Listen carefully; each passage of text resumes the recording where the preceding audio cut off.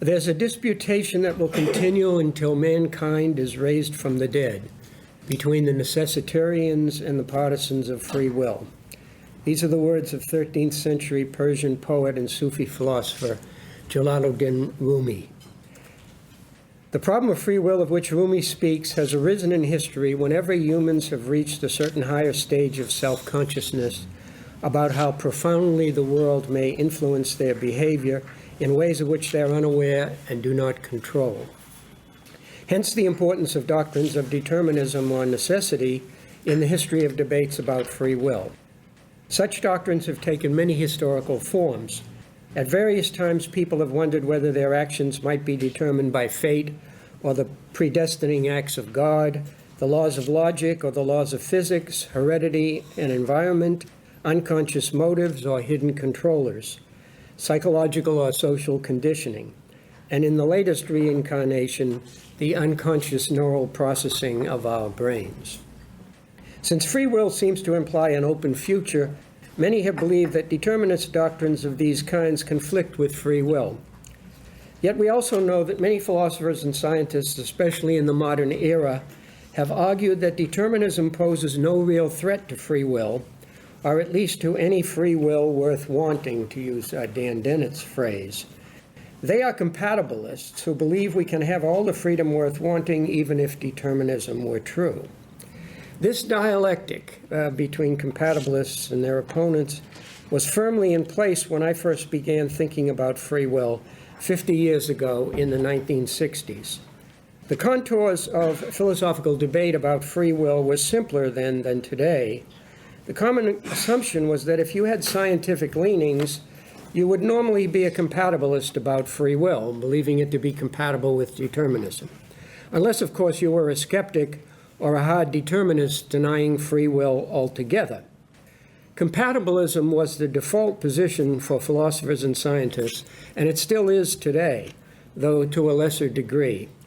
And if, by contrast, you were a libertarian about free will, believing in a free will that was incompatible with determinism, it was assumed that you must inevitably appeal to some kind of obscure or mysterious forms of agency or causation to make sense of it, to uncaused causes, immaterial minds, noumenal selves, prime movers unmoved, or other examples of what P.F. Strawson called, at that time, the panicky metaphysics of libertarianism.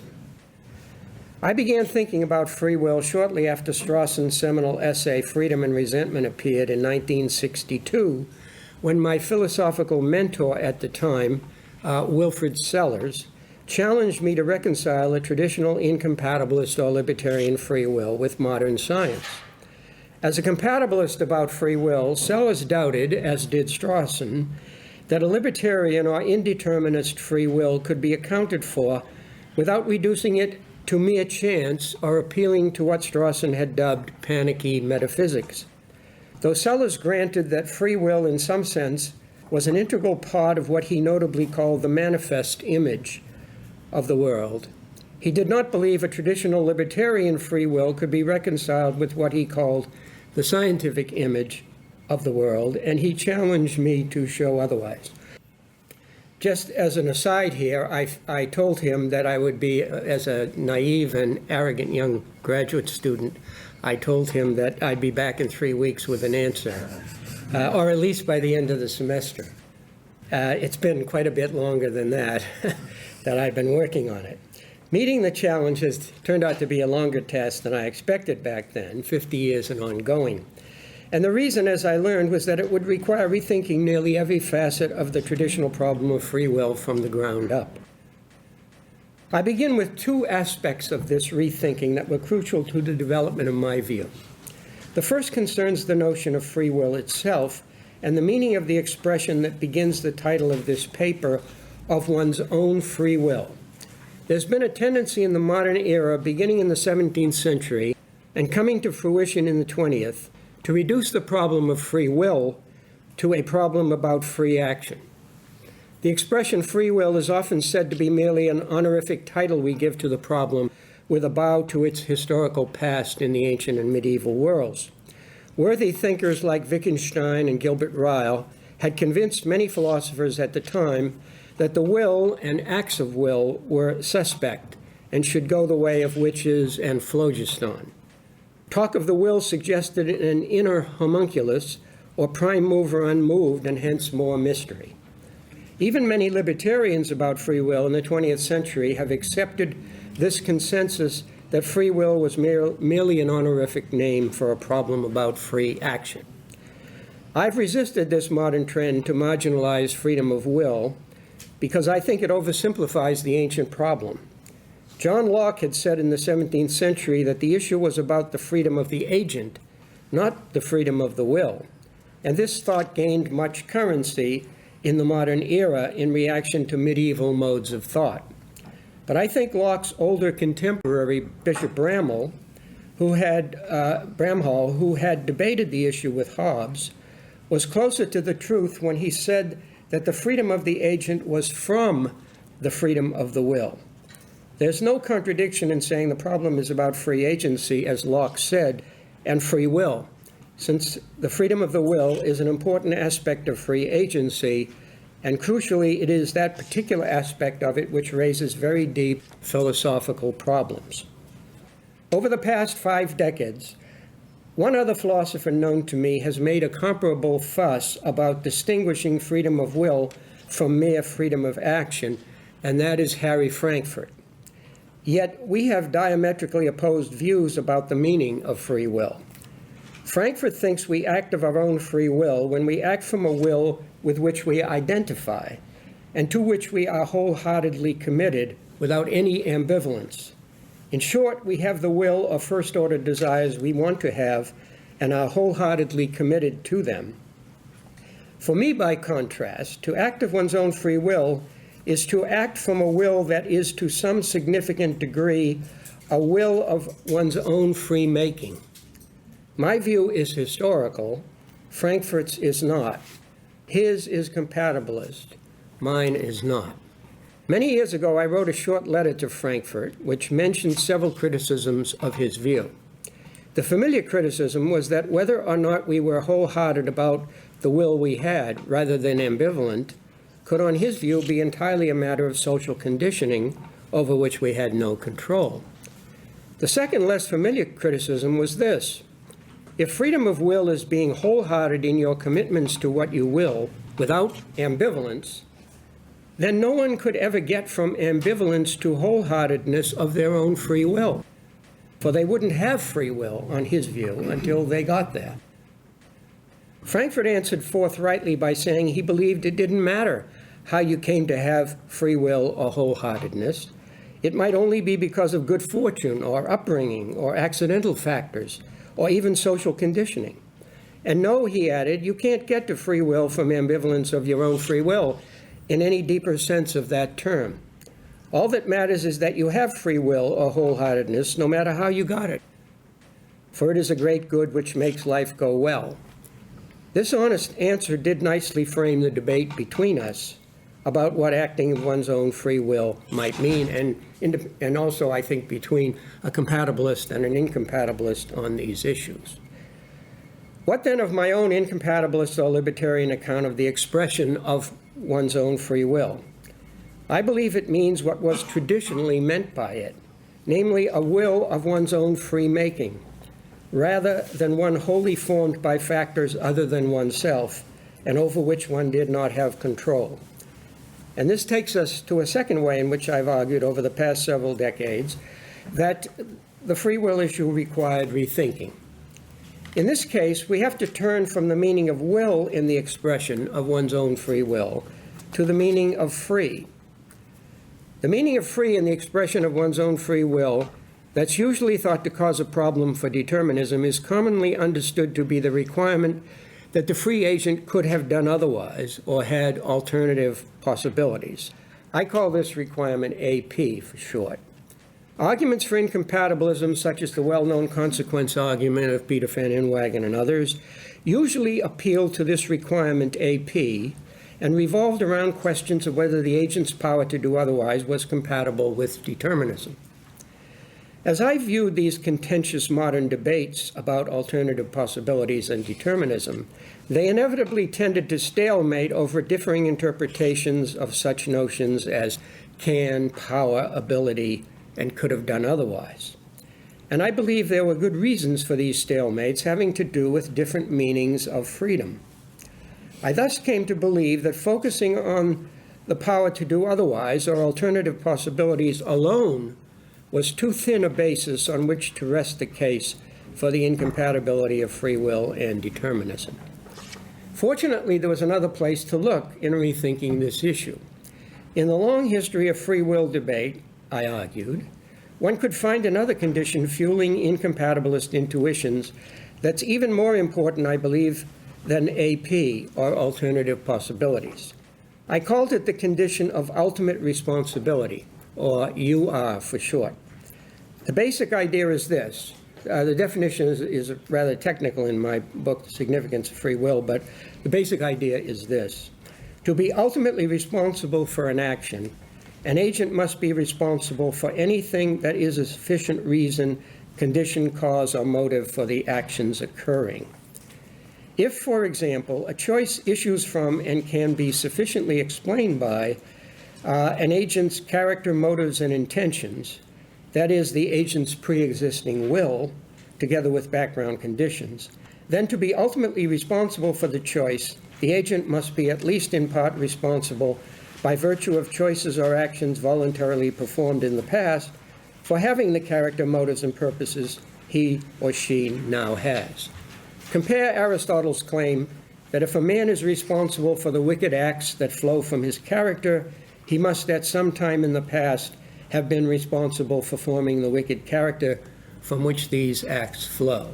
And by the way, that statement of the condition and the rest is on the outline, I believe, some of it anyway, and you can refer to it for the definition I gave. This condition, UR, does not require that we could have done otherwise, AP, for every act done of our own free wills, using that crucial expression once again. But that's only half the story, for UR does require that we could have done otherwise with respect to some acts in our past life histories by which we formed our present characters or wills. I call these self-forming actions, or SFAs. Again, they also appear on the outline. Often we act from a will already formed, but it is our own free will, by virtue of the fact that we formed the will from which we act, by other choices or actions in the past, SFAs, for which we could have done otherwise. If this were not so, I argue, there is nothing we could have ever done differently in our entire lifetimes to make ourselves different than we are. A consequence, I believe, that is incompatible with our being, at least to some degree, ultimately responsible for what we are. Focusing on UR helps to explain why I believe the tendency of the modern era to reduce the problem of freedom of will to just a problem of free action, why I believe this is a mistake, and why it oversimplifies the problem. Free will is not just about free action. It is about self-formation, about the formation of our wills, our characters, motives, and purposes, or how we got to be the kinds of persons we are with the wills we now have.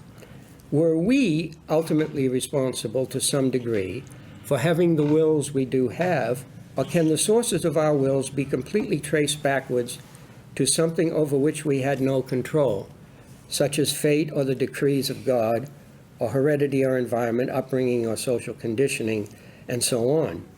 Therein, I believe, lies the core of the traditional problem of free will.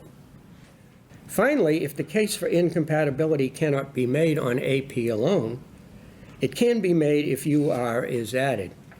If agents must be responsible to some degree for anything that is a sufficient cause or motive for their actions, then an impossible infinite regress of past actions would be required unless some actions in an agent's life history, self-forming actions or SFAs, did not have either sufficient causes or motives, and hence were undetermined. Now, of course, such talk of a free will requiring ultimate responsibility leads to a host of further problems, about how actions or choices lacking both sufficient causes and motives could themselves be free and responsible actions, and how, if at all, such actions could exist in the natural order where we humans exercise our freedom. In some ways, going from AP to UR doesn't make the free will problem easier, it makes it harder in certain ways. This problem is of course related to an ancient dilemma that goes back at least to the Epicurean philosophers. If free will is not compatible with determinism, it doesn't seem to be compatible with indeterminism either. Indeterminism means same past, different possible futures. But how is it possible, one might ask, that different actions could arise voluntarily and intentionally from the same past without occurring merely by luck or chance? If a choice occurred as a result of a quantum jump or other undetermined event in one's brain, would that amount to a free and responsible choice? From such thoughts and others flow many traditional arguments to the effect that undetermined choices or actions would be arbitrary, capricious, random, irrational, uncontrolled, inexplicable, or mere matters of chance or luck, and hence not free and responsible actions at all. The Epicureans had said that if the atoms did not sometimes swerve in chance ways, there would be no room in nature for free will. But their many critics, including the Stoics, cried out in opposition, how could the chance swerve of the atoms help with free will? Free will is not chance. Is it any wonder that those defending libertarian or indeterminist views of free will ever since have felt the need to appeal to various extra factors to fill the gaps in nature, so to speak, that indeterminism leaves unfilled? Various extra factors from noumenal selves and immaterial minds to non-event agent causes and the like. In short, Strawson's panicky metaphysics. They were looking for something to fill the causal gaps in nature that mere determinism left unfilled. I long ago became disenchanted with all such appeals to such extra factors and thought one had to try something new. What could you do without them?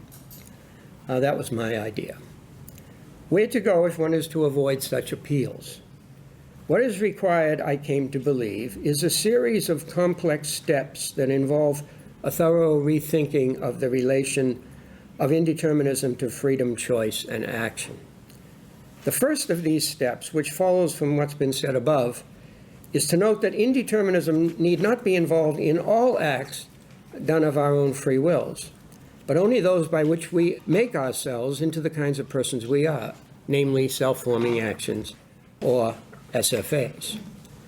The second step involves giving an account of how these SFAs arise and what they involve.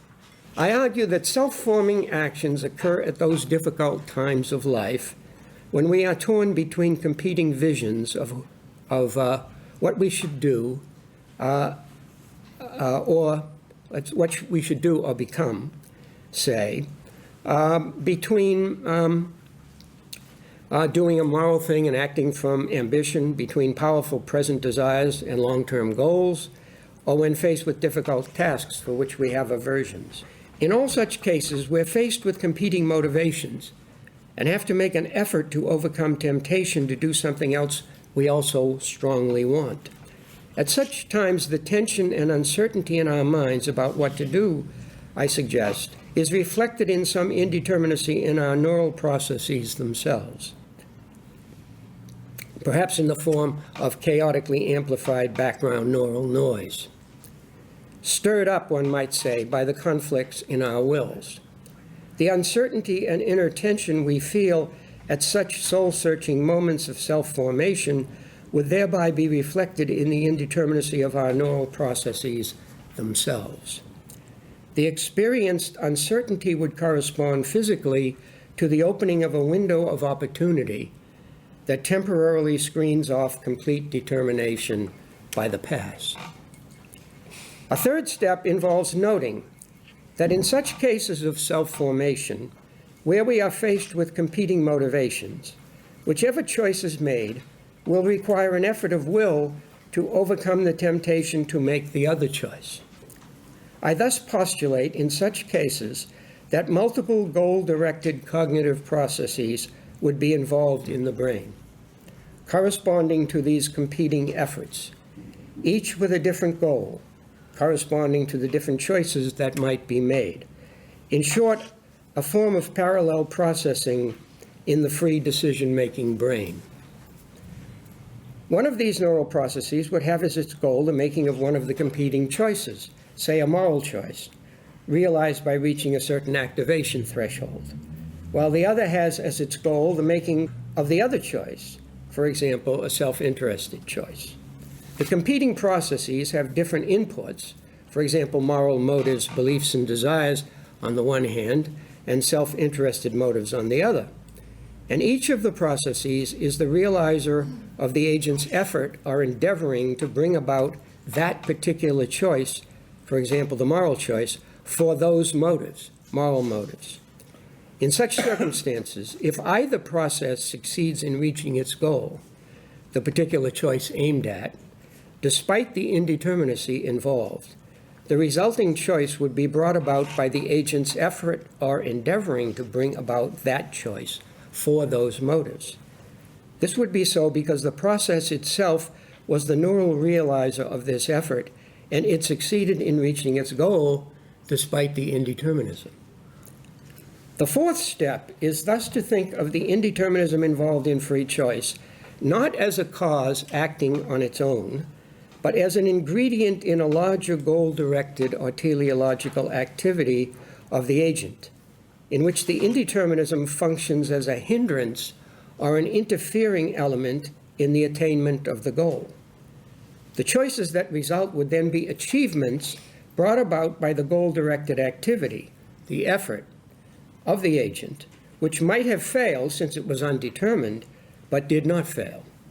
Moreover, if there are multiple such processes aimed at different goals, in the conflicted circumstances of an SFA, whichever choice may be made will have been brought about by the agent's effort to make that particular choice rather than the other, despite the possibility of failure due to the indeterminism. A fifth step is then to note that when indeterminism functions in this manner as an obstacle to the success of a goal-directed activity of an agent, the indeterminism does not preclude responsibility if the activity succeeds in attaining its goal nonetheless.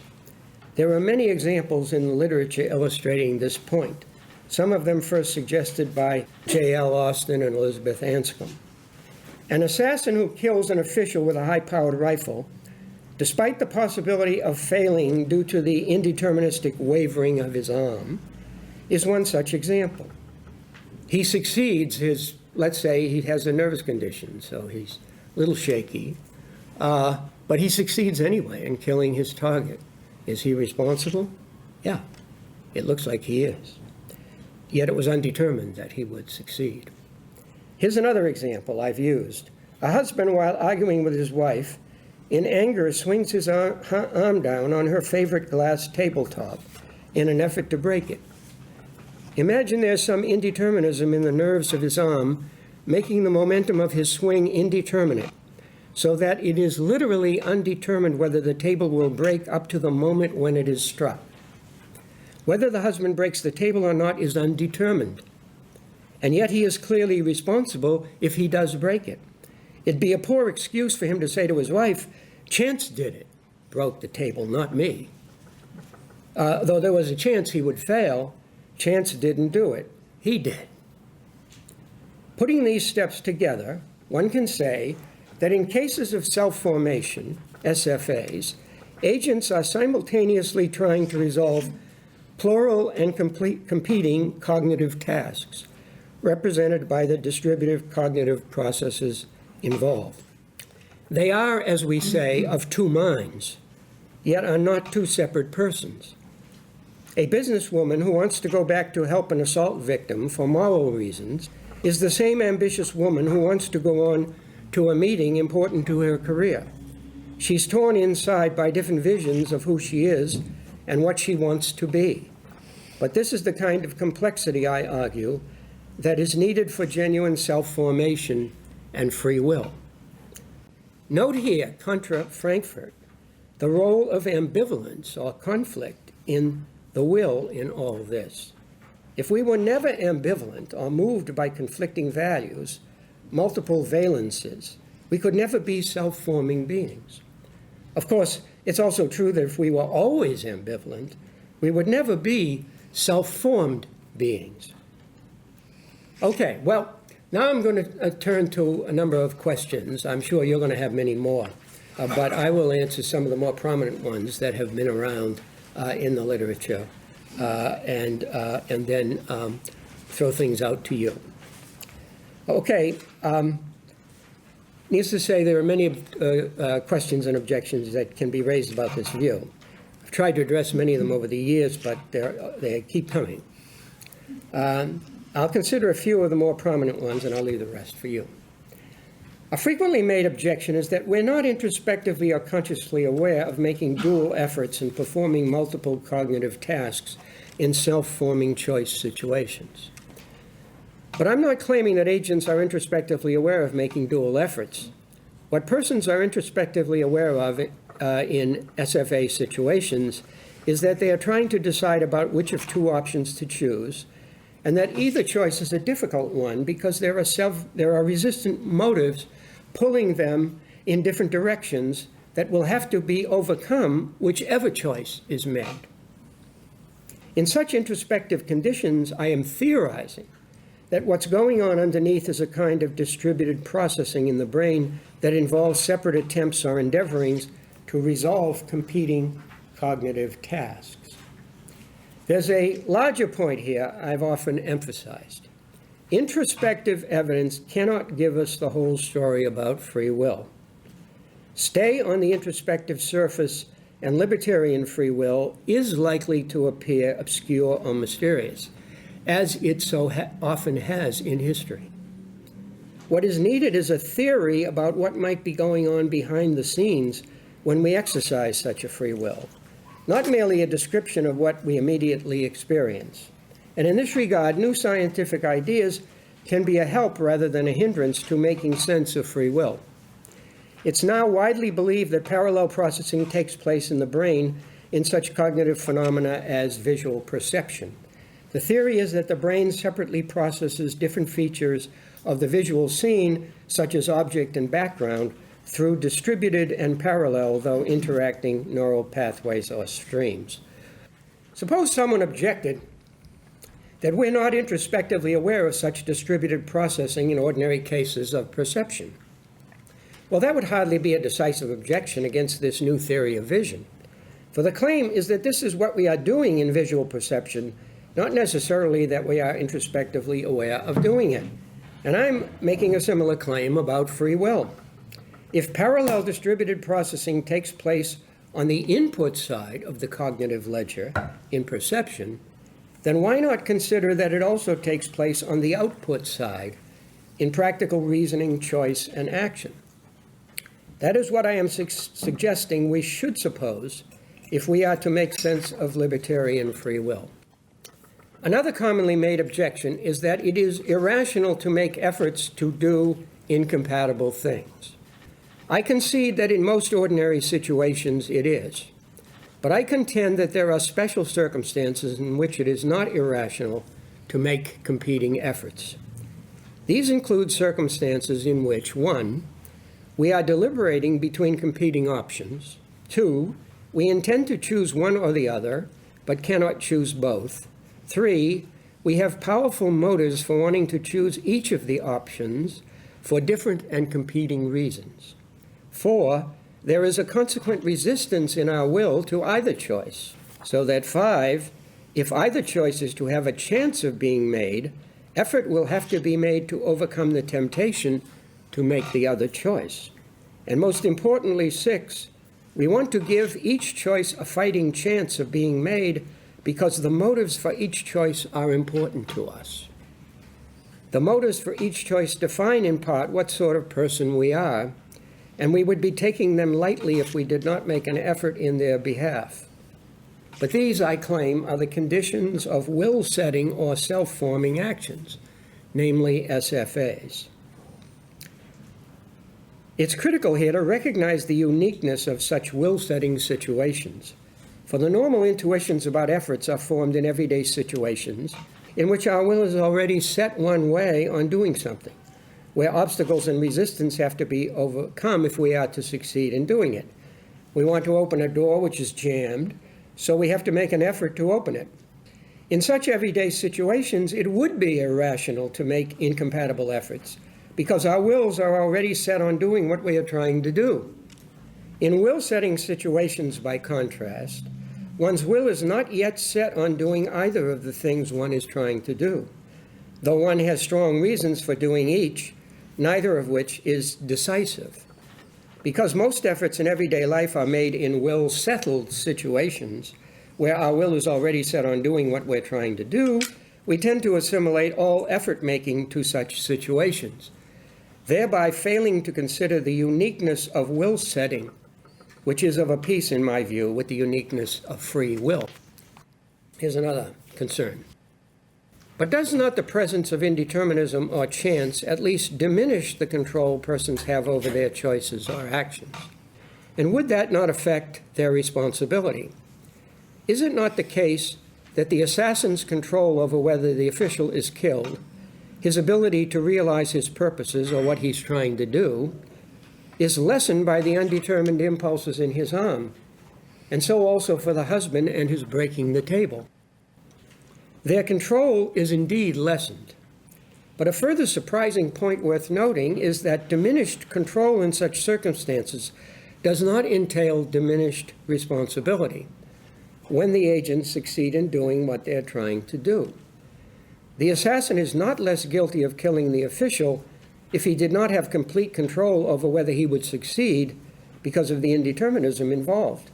Nor is the husband less guilty of breaking the table if he succeeds in doing so, despite the indeterminism involved.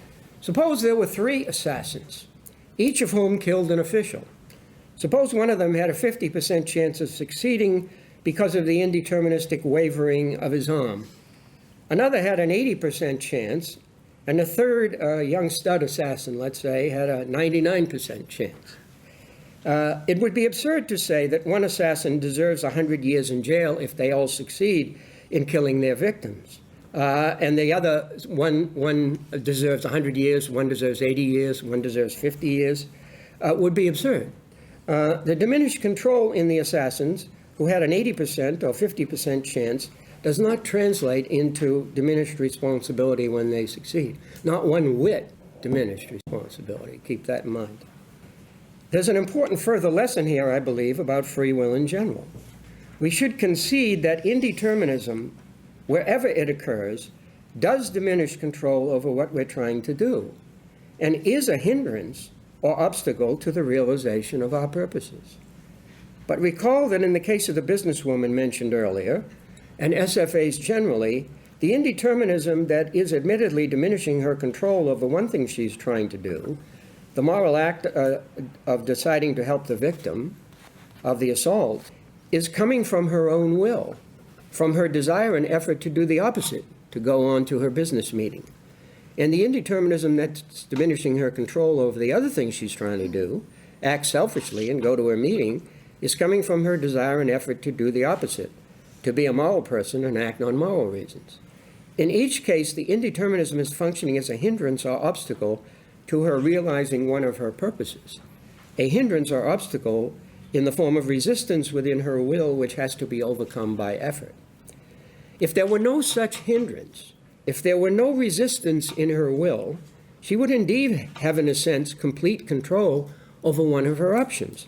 There would be no competing motives standing in the way of her choosing it, and therefore no interfering indeterminism. But then also, she would not be free to rationally and voluntarily choose the other purpose because she would have no good competing reasons to do so. Thus, by being a hindrance to the realization of some of our purposes, indeterminism opens up the genuine possibility of pursuing other purposes, of choosing or doing otherwise in accordance with rather than against our wills, that is, voluntarily and with reasons, rationally.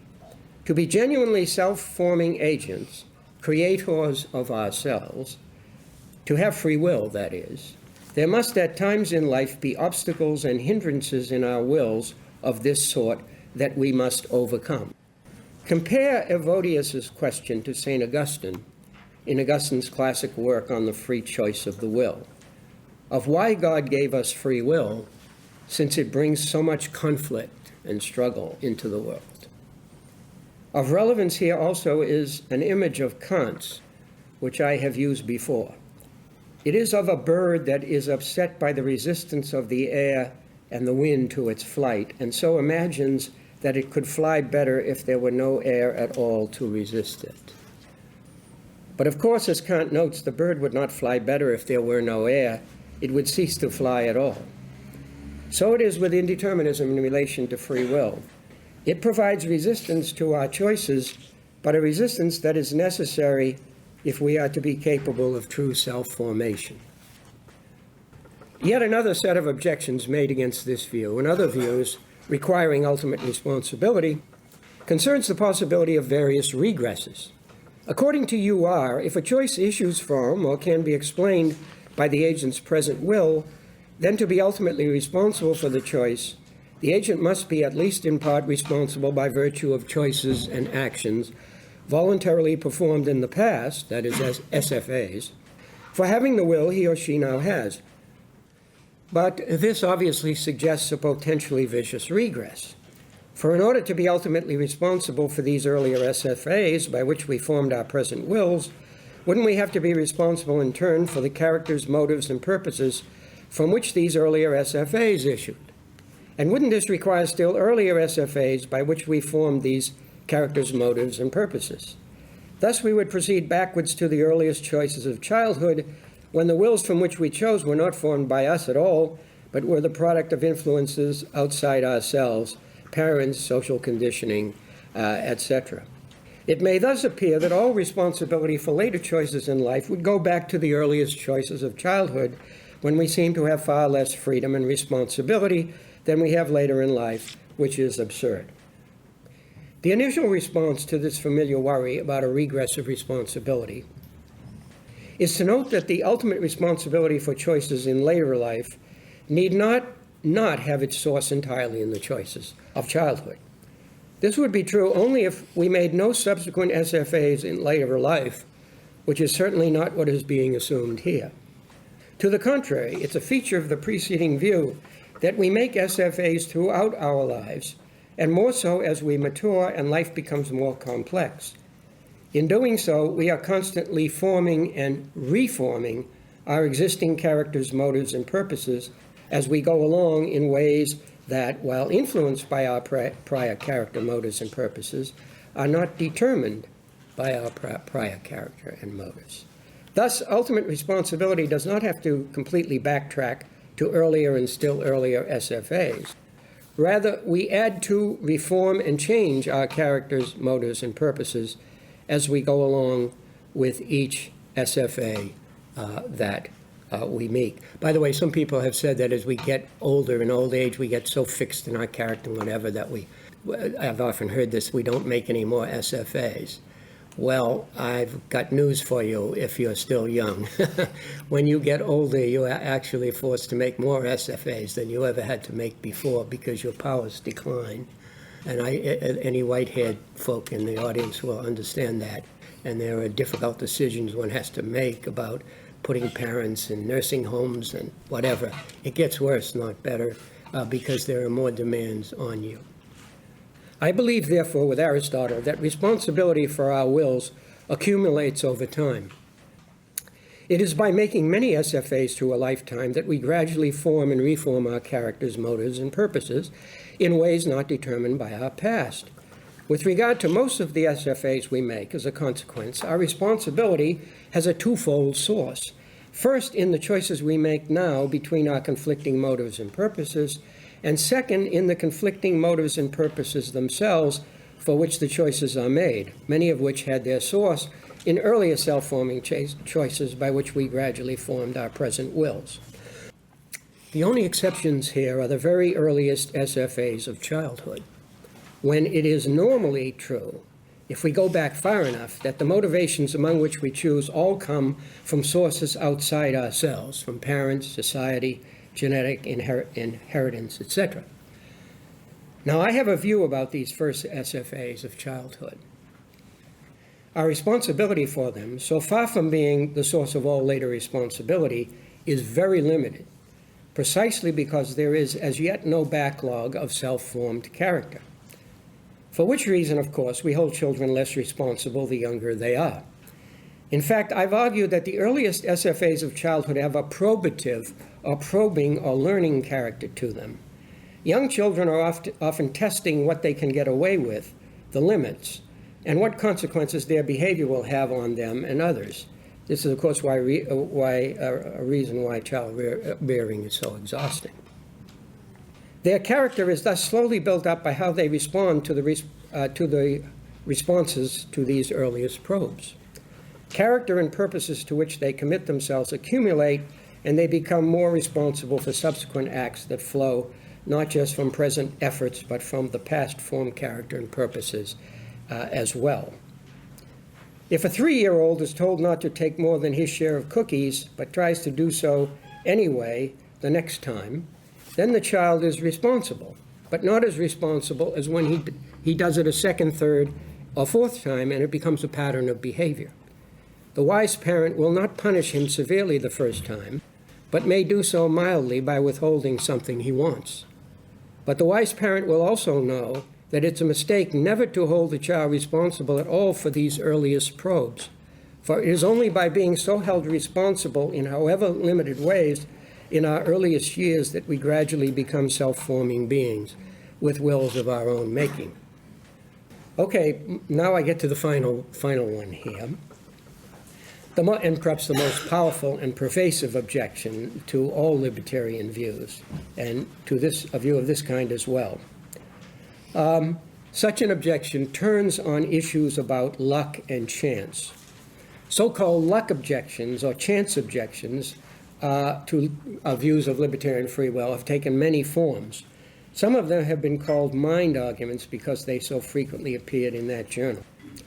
One of the most powerful and oft-cited of these luck objections is the explanatory luck objection, which I quote here in the influential form given to it by Alfred Mealy, one of its prominent defenders, who directed it specifically against my view in a Journal of Philosophy article. If different free choices could emerge from exactly this is a quote from Mealy.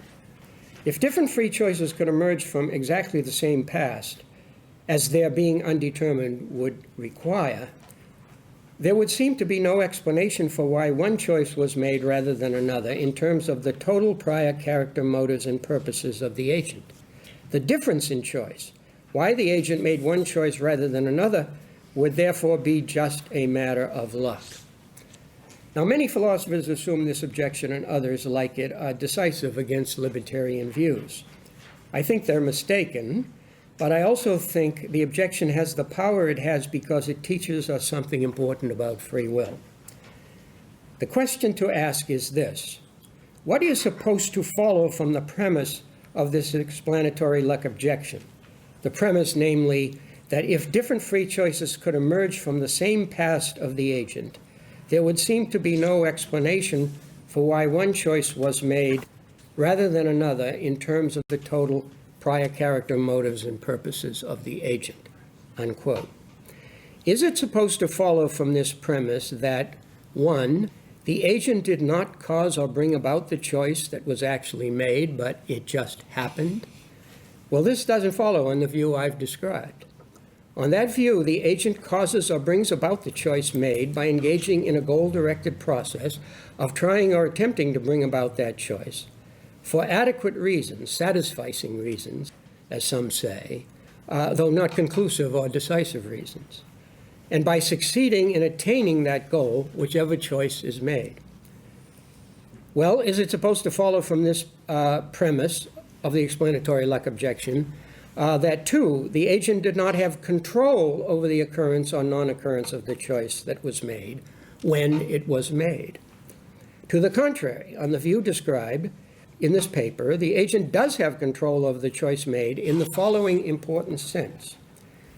To have control at a time in this sense over the being and non-being of some event or state is to have the power at the time to make that event or state be, and the power at the time to make it not be. And that seems to me a very fundamental idea of power. If you have power over an event at a moment of time, you have the power to make it be, and you have the power to make it not be.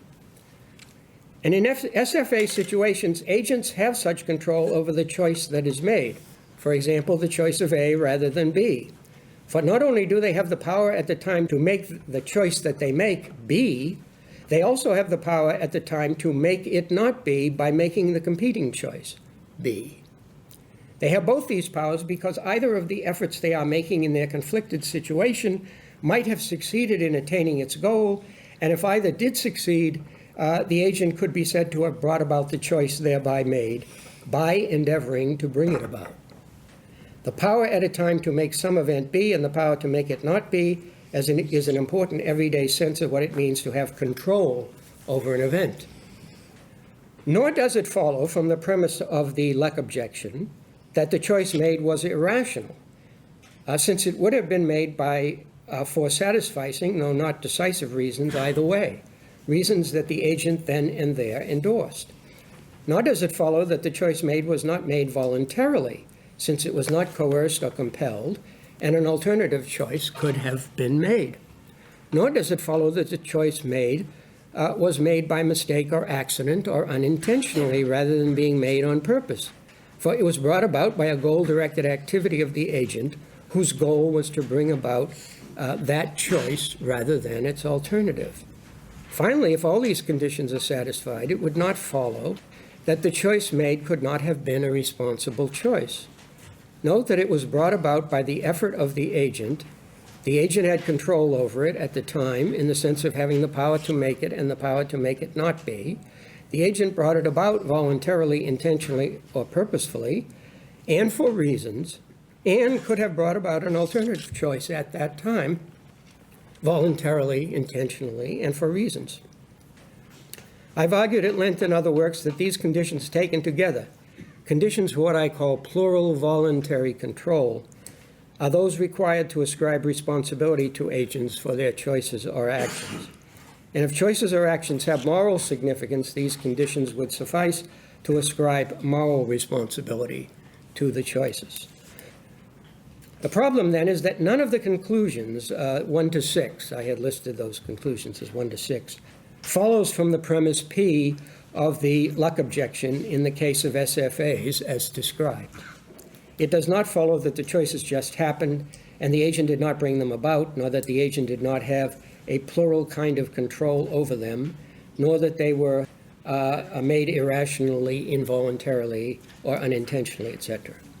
So if saying the agent's making one choice rather than the other is just a matter of luck, the conclusion of the explanatory Luck objection is meant to imply any of these things, it's the wrong conclusion to draw from the argument. And of course, if one were to say that just a matter of luck is meant to be consistent with all these claims, the argument would lose all traction. Well, not quite all traction. This Luck objection, as I suggested, shows something important about free will. It shows that a residual arbitrariness seems to remain in all self-forming choices, since the agents cannot in principle have sufficient or overriding, conclusive or decisive prior reasons for making one option and one set of reasons prevail over the other. And therein lies, I think, the truth in this Luck objection. A free choice cannot be completely explained by the entire past, including past causes or reasons of the agent. And this is a truth that reveals something important about free will. I've argued that such arbitrariness relative to prior reasons tells us that every undetermined self-forming choice is the initiation of a novel pathway into the future, whose justification lies in the future and is not fully explained by the past. In making such a choice, we say, in effect, I am opting for this pathway. It is not required by my past reasons, but is consistent with my past and is one branching pathway my life can now meaningfully take. Whether it is the right choice, only time will tell. Meanwhile, I am willing to take responsibility for it one way or the other. And I'm about to conclude here. Of special interest here, as I've often argued, is that the term arbitrary comes from the Latin arbitrium, which means judgment, as in liberum arbitrium voluntatis, free judgment of the will, which is the medieval designation for free will. Imagine a writer in the middle of a novel. The novel's heroine faces a crisis, and the writer has not yet developed her character in sufficient detail to say exactly how she will act. The author makes a judgment about this that is not determined by the heroine's already formed past, which does not give unique direction. In this sense, the judgment, arbitrium, of how she will react is arbitrary, but not entirely so. It had input from the heroine's fictional past, and in turn gave input to her projected future. In a similar way, agents who exercise free will are both authors of and characters in their own stories at once. By virtue of self-forming judgments of the will, arbitria voluntatis, or what I call SFAs, they are arbiters of their lives, making themselves out of a past that, if they are truly free, does not limit their future pathways to one. If we should charge them with not having sufficient or conclusive prior reasons for choosing as they did, they might reply as follows. True enough, but I did have adequate reasons for choosing as I did, which I'm willing to endorse and take responsibility for. If they were not sufficient or conclusive reasons, that's because, like the heroine of the novel, I was not a fully formed person before I chose, and still am not, for that matter. Like the author of the novel, I am in the process of writing an unfinished story and forming an unfinished character who, in my case, is myself. Thank you.